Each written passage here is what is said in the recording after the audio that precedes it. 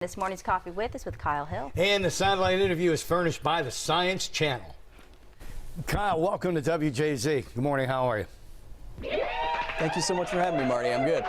Listen, we have had on the show previously Adam and Jamie from MythBusters. Of course, they've retired, moved on with their lives and careers, and now we're trying to find a new set of MythBusters.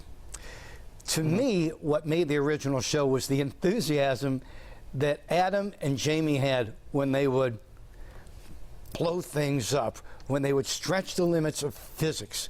They would get into more than just busting a myth.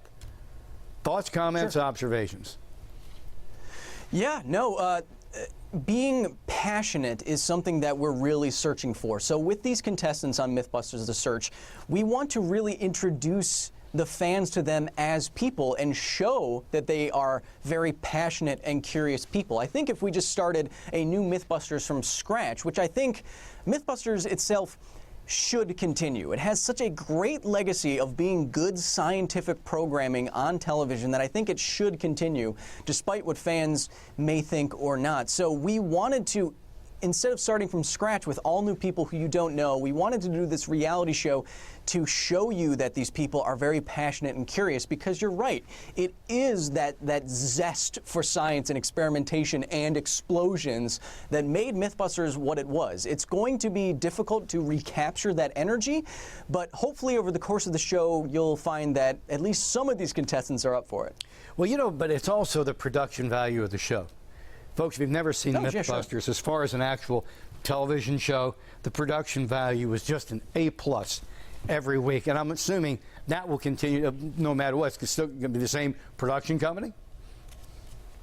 The same production company is making MythBusters The Search as made MythBusters. So for me, as a MythBusters super fan, it was actually very heartening because I got to work directly with the showrunner of MythBusters, with the old cameramen, with the producers, with the directors, to make sure that we were doing this right. And you're talking about production values.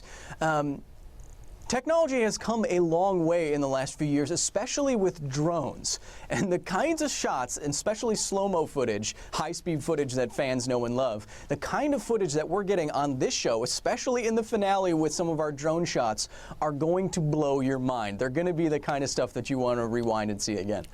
In the past, what was do you have one favorite myth that was either busted or proved? What was your one favorite? Everybody has one. Sure. I think for me, what really made me fall in love with MythBusters were the moments when your jaw had to be picked up off of the floor. And I think the first time that happened for me was when I first saw the rocket sled. So if you're unfamiliar with what a rocket sled is, it's basically a bunch of rockets, an array of rockets arranged kind of like a rectangle on what looks like a railway track, the track for a train track. And it then releases all of the energy in those rockets at once and accelerates until it's at the velocity higher than the speed of sound to test G-loads and impact forces and stuff like that. So on MythBusters, they fired one of these going over 700 miles an hour with a steel plate on it directly at a car, and the car vaporized. And it all happened so quickly, I couldn't believe what I was looking at. I think that's possibly one of my favorite MythBusters moments. Yeah. Mine also involves a rocket and a car. It was the famous Darwin Award. The guy somehow got a hold of a couple of military missiles, strapped into his car, and wanted to see the very first episode, actually. The JATO rocket car. It was just absolutely unbelievable. And my second favorite was when they disproved the double dipping theory, or when it was all about food and bacteria. It was absolutely unbelievable.